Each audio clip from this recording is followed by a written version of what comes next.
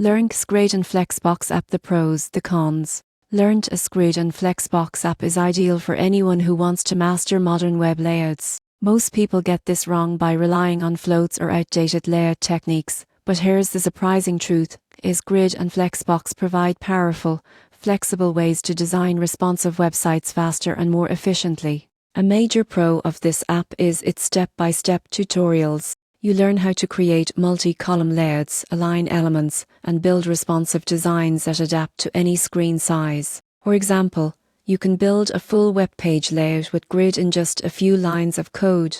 Another advantage is interactive practice exercises. The app allows you to manipulate grids, flex containers, and alignment properties in real time.